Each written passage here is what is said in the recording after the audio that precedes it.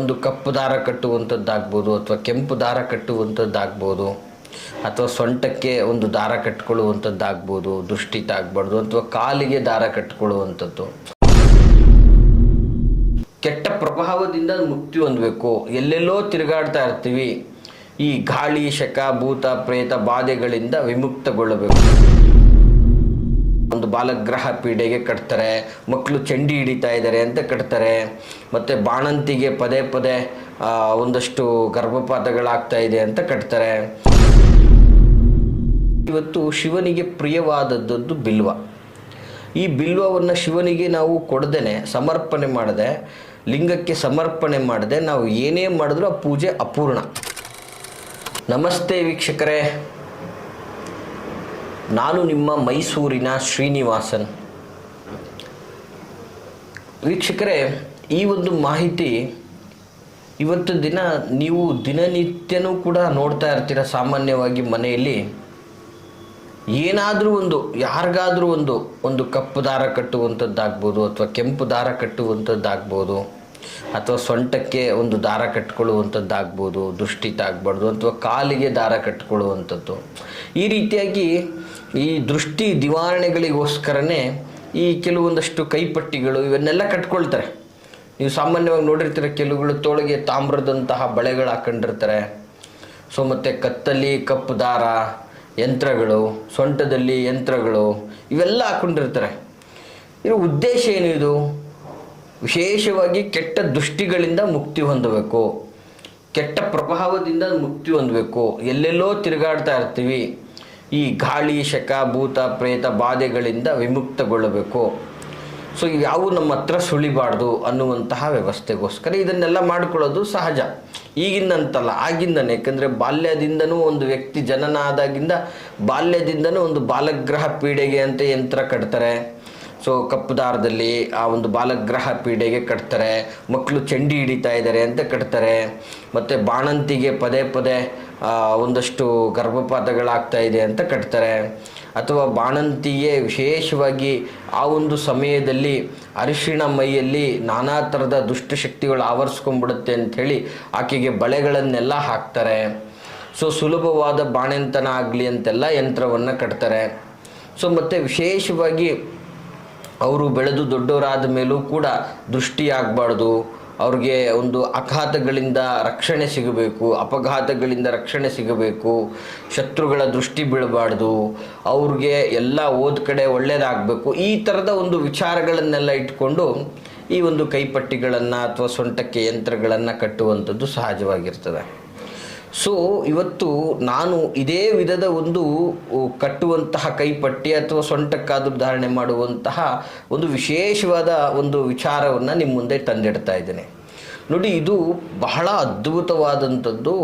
ನೀವು ಸುಮ್ಮನೆ ಏನೇನೋ ಕಟ್ಕೊಳ್ಳುವಂಥದ್ದು, ಅದು ನಿಮಗೆ ವರ್ಕ್ ಆಗುತ್ತೋ ಇಲ್ವೋ ಐ ಡೋಂಟ್ ನೋ, ಬಟ್ ಈ ಒಂದು ತಂತ್ರ ತುಂಬ ಅದ್ಭುತವಾಗಿ ನಿಮಗೆ ಸಕ್ಸಸ್ ಕೊಡುತ್ತೆ. ಯಾವ ವಿಷಯದಲ್ಲಿ, ಯಾವ ವಿಚಾರದಲ್ಲಿ ಅಂತಂದರೆ, ಇವತ್ತು ನಿಮ್ಮ ಕುಟುಂಬದಲ್ಲಿ ನೋಡಿ ಸದಾ ಯಾರಿಗಾದರೂ ಅನಾರೋಗ್ಯ ಕಾಡ್ತಾ ಇದ್ದರೆ, ಮತ್ತು ನಿಮ್ಮ ಮನೆಯಲ್ಲಿ ದುಡಿತಾ ಇರ್ತಕ್ಕಂತಹ ವ್ಯಕ್ತಿನೇ ಇವತ್ತು ಚೆನ್ನಾಗಿ ಇದ್ದಕ್ಕಿದ್ದಂಥ ವ್ಯಕ್ತಿನೇ ಇವತ್ತು ಬೆಡ್ ರಿಟರ್ನ್ ಆಗಿದ್ದರೆ, ಅಥವಾ ಅವನಿಗೆ ಸುಮ್ಮನೆ ವ್ಯರ್ಥ, ಏನಂದರೆ ಕುಂತ್ರೆ ಎದ್ದೇಳಕ್ಕಾಗಲ್ಲ, ಎದ್ದರೆ ಕೂರಕ್ಕಾಗಲ್ಲ ಅನ್ನುವಂತಹ ಒಂದು ಅನಾರೋಗ್ಯ ಬಾಧೆ ಕಾಡ್ತಾ ಇರುತ್ತೆ. ಎಷ್ಟೇ ಟ್ರೀಟ್ಮೆಂಟ್ ತೊಗೊಂಡ್ರೂ ಆರೋಗ್ಯದ ವ್ಯವಸ್ಥೆ ಸರಿಯಾಗ್ತಾ ಇರಲ್ಲ. ಸೊ ಕೆಲವು ಮಾಂತ್ರಿಕ ಬಾಧೆನೇ ಒಳಗಾಗಿರ್ಬೋದು ಅವರು. ಸೊ ಅಥವಾ ಚೆನ್ನಾಗಿದ್ದಂಥ ವ್ಯಕ್ತಿ ಇದ್ದಕ್ಕಿದ್ದಂಗೆ ಈ ರೀತಿ ಆಗ್ತಾರೆ ಅಂತಕ್ಕಂಥ ವ್ಯವಸ್ಥೆ.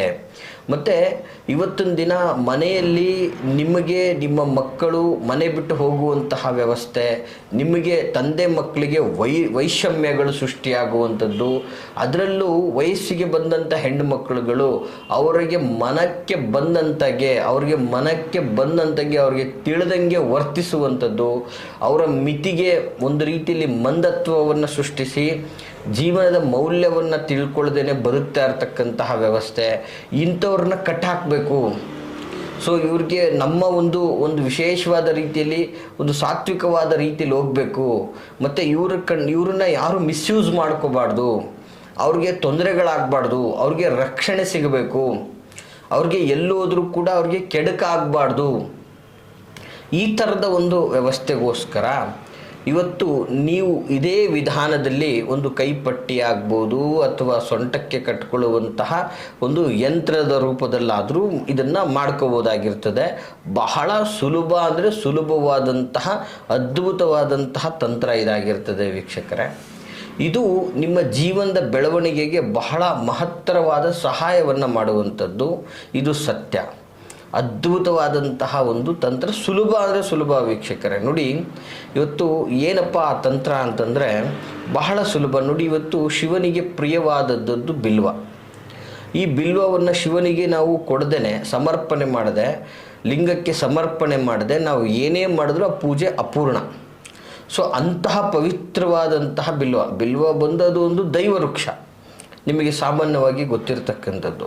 ಇದನ್ನು ವಿಶೇಷವಾದ ರೀತಿಯಲ್ಲಿ ನೀವು ಅನುಷ್ಠಾನವನ್ನು ಮಾಡಿ, ನಾನು ಹೇಳ್ಕೊಡ್ತೀನಿ ಆ ಒಂದು ಅದ್ಭುತವಾದ ತಂತ್ರ. ಆ ತಂತ್ರದ ಮೂಲಕ ಇದನ್ನು ನೀವು ಕೈಪಟ್ಟಿ ಅಥವಾ ಸೊಂಟಕ್ಕೆ ಧರಿಸುವ ಯಂತ್ರದ ರೂಪದಲ್ಲಿ ನೀವು ಇದನ್ನು ಧಾರಣೆ ಮಾಡಿದ್ದೇ ಆದರೆ ವೀಕ್ಷಕರೇ, ನಿಜವಾಗಿಯೂ ನೀವು ಧನ್ಯರಾಗ್ತೀರಾ. ನಿಮಗೆ ಕೆಟ್ಟ ದೃಷ್ಟಿಗಳು ಬೀಳೋದಿಲ್ಲ, ಜಯ ನಿಮ್ಮದಾಗ್ತದೆ. ಜೊತೆಗೆ ಈ ಒಂದು ಆರೋಗ್ಯದ ವ್ಯವಸ್ಥೆ ಸದೃಢವಾಗಿರ್ತದೆ. ಇವತ್ತು ನೋಡಿ, ಕೆಲವು ಜನಗಳಲ್ಲಿ ಮಕ್ಕಳುಗಳು ಊಟನೇ ಮಾಡೋದಿಲ್ಲ, ಮತ್ತು ವಿಶೇಷವಾಗಿ ಪದೇ ಪದೇ ಪದೇ ಪದೇ ಆರೋಗ್ಯ ಕೆಡ್ತಾನೆ ಇರುತ್ತೆ. ಆಸ್ಪತ್ರೆ ಮನೆ ಇದೇ ಆಗ್ತಾ ಇರುತ್ತೆ. ಲಕ್ಷಾಂತರ ರೂಪಾಯಿ ಕಳೀತಾ ಇರ್ತೀರ ಆಸ್ಪತ್ರೆ ಮನೆ ಅಂದ್ಕೊಂಡು. ಮತ್ತು ಅದಲ್ಲದೇನೂ ಕೂಡ ಕೆಲವು ಮನೆಯಲ್ಲಿ ಹೆಂಗಸರಿಗೆ ವ್ಯರ್ಥ ಏನಪ್ಪ ಅಂದರೆ ಆ ಸ್ತ್ರೀಯರು ಅನುಭವಿಸುವ ಸಾಮಾನ್ಯ ಸಮಸ್ಯೆಗಳು, ಹಾರ್ಮೋನ್ ಇಂಬ್ಯಾಲೆನ್ಸ್ ಆಗ್ಬೋದು, ಗರ್ಭ ನಿಲ್ಲದೆ ಇರುವಂಥದ್ದು, ಸಂತಾನಹೀನತೆ, ಸಂತಾನ ಕೊರತೆಗಳಾಗುವಂಥದ್ದು, ಸಂತಾನ ನಿಂತು ಪದೇ ಪದೇ ಗರ್ಭಪಾತವಾಗುವಂಥದ್ದು, ಈ ಥರದ್ದೆಲ್ಲ ವ್ಯವಸ್ಥೆಗಳು ಕಾಡ್ತಾ ಇರ್ತದೆ ಆರೋಗ್ಯದ ವಿಚಾರದಲ್ಲಿ. ಮತ್ತು ವಿಶೇಷವಾಗಿ ಹೆಗ್ ಡೆವಲಪ್ ಆಗ್ತಾ ಇರೋದಿಲ್ಲ. ಮತ್ತು ಕೆಲವೊಂದು ವಿಚಾರಗಳನ್ನು ಹೇಳೋದಾದರೆ, ಮನೆಯಲ್ಲಿ ಕೆಲವರಿಗೆ ಅನಾರೋಗ್ಯ, ಸದಾ ನೋಡೋಕ್ಕೇನಪ್ಪ ಚೆನ್ನಾಗೇ ಇದ್ದಾರೆ, ಆದರೆ ಒಂದು ಕೆಲಸ ಅವ್ರ ಕೈಲಿ ಮಾಡೋಕ್ಕಾಗ್ತಾ ಇರಲ್ಲ. ಸೊ ಮಲಗಿದ ಕಡೆನೇ ಕೆಲವು ಜನ ಮಲಗ್ತಾರೆ. ಈ ಕೆಲವೊಂದಷ್ಟು ಆಟೋಮೆಟಿಕ್ಕಾಗಿ ಚೆನ್ನಾಗಿ ಇದ್ದಕ್ಕಿದ್ದಂಥವ್ರಿಗೆ ಅನಾರೋಗ್ಯ ಬಂದ್ಬಿಟ್ಟಿರುತ್ತೆ. ದುಡಿಯೋ ವ್ಯಕ್ತಿನೇ ನೆಲಕ್ಕೆ ಬಿದ್ದುಬಿಡ್ತಾನೆ.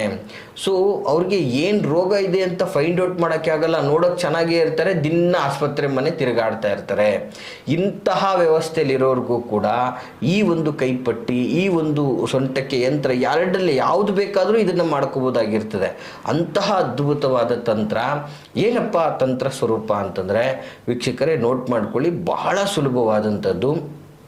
ಏನಿಲ್ಲ, ಒಂದು ಬಿಲ್ವ ಪತ್ರ ಮರದ ಹತ್ರ, ವಿಶೇಷವಾಗಿ ಬಿಲ್ವ ವೃಕ್ಷದ 3 ಎಲೆಗಳನ್ನು ತೆಗೆದುಕೊಳ್ಳಿ. 3 ಎಲೆ ವೀಕ್ಷಕರೇ, ಭಾಳ ದೊಡ್ಡದೇನಿಲ್ಲ.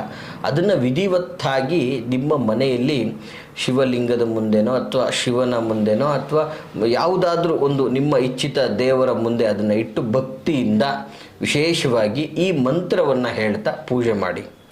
ಅದ್ಭುತವಾದಂತಹ ಮಂತ್ರ ಸ್ವರೂಪವನ್ನು ಹೇಳ್ತೀನಿ, ನೋಟ್ ಮಾಡ್ಕೊಳ್ಳಿ. ಬಹಳ ಸುಲಭವಾದಂತಹ ಮಂತ್ರ ಸ್ವರೂಪ. ಓಂ ನಮೋ ಭಗವತೆ ರುದ್ರಾಯ ಮೃತಾರ್ಕ ಸಂಸ್ಥಿತಾಯ ಮಮ ಶರೀರ ಅಮೃತಂ ಕುರು ಕುರು ಸ್ವಾಹ. ನೋಡಿ ವೀಕ್ಷಕರೇ, ಮತ್ತೊಂದು ಸಲ ಈ ಒಂದು ಮಂತ್ರ ಸ್ವರೂಪವನ್ನು ನಿಮಗೋಸ್ಕರ ಹೇಳ್ಕೊಡ್ತಾ ಇದ್ದೀನಿ. ಓಂ ನಮೋ ಭಗವತೆ ರುದ್ರಾಯ ಮೃತಾರ್ಕ ಸಂಸ್ಥಿತಾಯ ಮಮ ಶರೀರ ಅಮೃತಂ ಕುರು ಕುರು ಸ್ವಾಹ.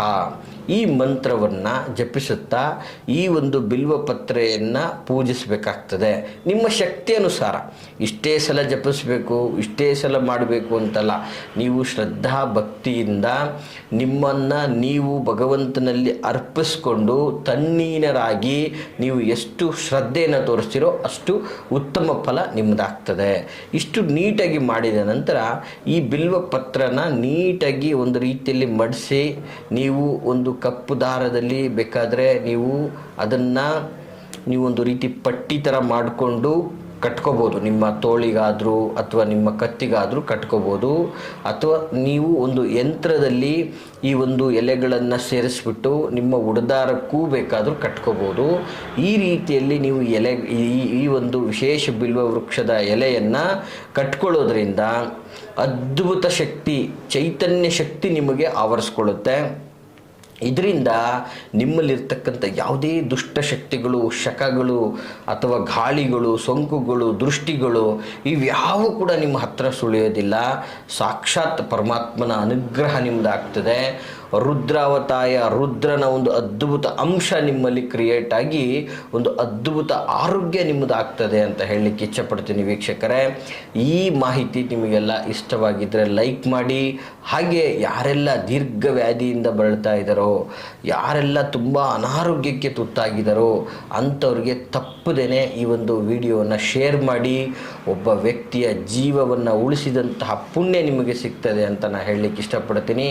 ಹಾಗೆ ನಿಮ್ಮ ಯಾವುದೇ ಥರದ ಸಂಕಷ್ಟವನ್ನು ಮುಕ್ತವಾಗಿ ನಮ್ಮೊಟ್ಟಿಗೆ ಸಮಾಲೋಚಿಸಬೇಕು ಅನ್ನೋದಾದರೆ ವಿಡಿಯೋದಲ್ಲಿ ಕಾಣ್ತಾ ಇರತಕ್ಕಂತಹ ಸಂಖ್ಯೆಗೆ ಕರೆ ಮಾಡ್ಬೋದು ಅಂತ ಹೇಳ್ತಾ, ನಾವಿರುವಂತಹ ವಿಳಾಸ ಮೈಸೂರಿನ ವಿಜಯನಗರ 2ನೇ ಹಂತ KD ಸರ್ಕಲಲ್ಲಿ ನಮ್ಮ ಒಂದು ಕಚೇರಿ ಇರ್ತಕ್ಕಂಥದ್ದು.